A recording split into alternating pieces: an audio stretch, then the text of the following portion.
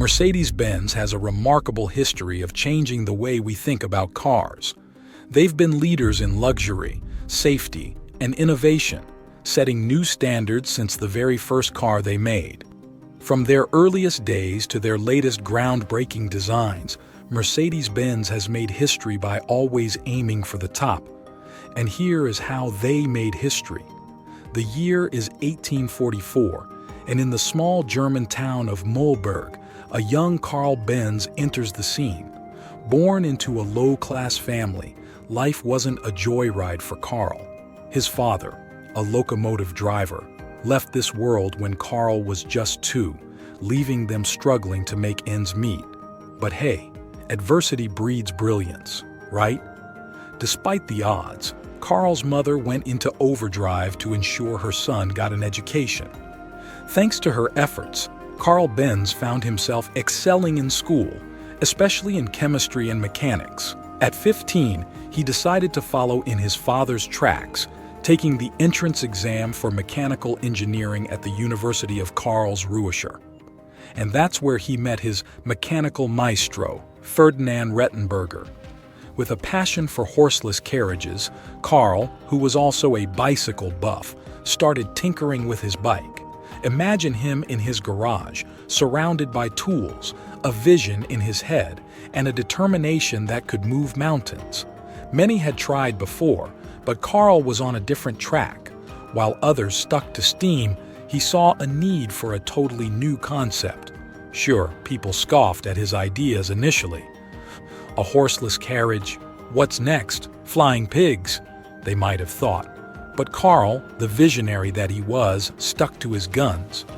After graduating at the tender age of 19, he spent the next 7 years honing his skills in various engineering gigs, all while brewing his plans for something big. And in 1871, it happened. Karl kicked off his venture. Imagine the excitement in the air, the smell of innovation mixed with a dash of motor oil. He'd been on a mission to prove that his horseless carriage wasn't just a pipe dream. It was a glimpse into the future. A young Karl, fresh-faced at 27, joins forces with a mechanic named August Ritter. Together they dive into the world of iron foundries and mechanical workshops in Mannheim. But here's the kicker. Karl isn't just your average grease monkey. Nope, he's got a side hustle brewing.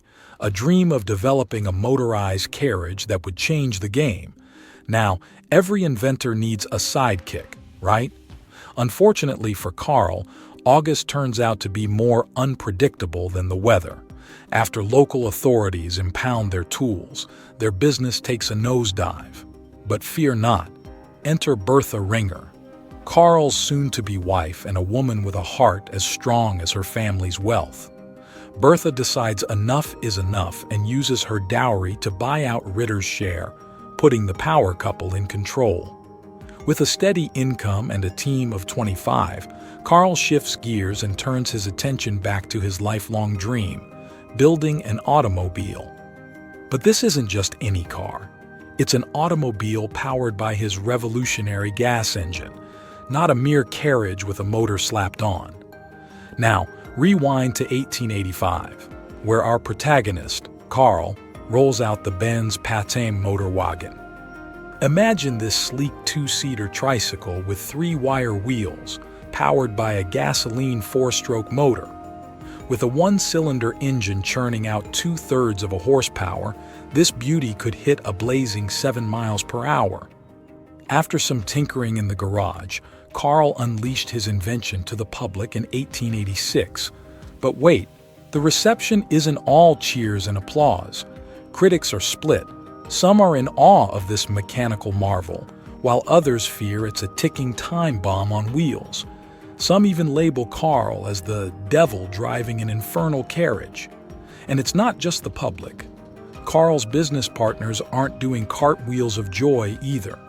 His obsession with the automobile has them scratching their heads. Who would buy this noisy, high-maintenance contraption? It's not faster than a horse, and it might explode, they argue.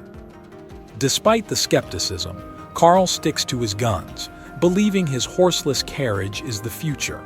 The cars, although improved, are still limited in use, requiring constant mechanic babysitting. Plus, they're so darn expensive that only the elite can afford them, and even the elite find them too loud and messy. Carl faces an uphill battle. He needs to convince the world that the automobile is here to stay. Bertha's bold move sparks a revolution. The motor wagon becomes the talk of the town, and Carl's business gains the traction it desperately needs. By 1890, Benz NCA was the second largest engine manufacturer in Germany, albeit for stationary gasoline engines. In 1893, Carl unveiled the Benz Victoria, an improved automobile hitting the market. With these innovations and the driving force of his partners, the Benz legacy is set in motion. What started as skepticism turns into a roaring success, proving that the horseless carriage isn't just a fad, it's the future of transportation. And then Carl Benz rolled out the world's first two-passenger luxury vehicle, a sleek ride boasting a 3-horsepower engine that pushed it to a heart-pounding 11 miles per hour.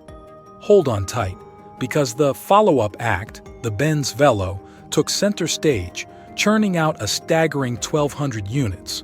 That's right, the first large-scale production car in history, crowning Benz NC as the pioneers of the automotive world.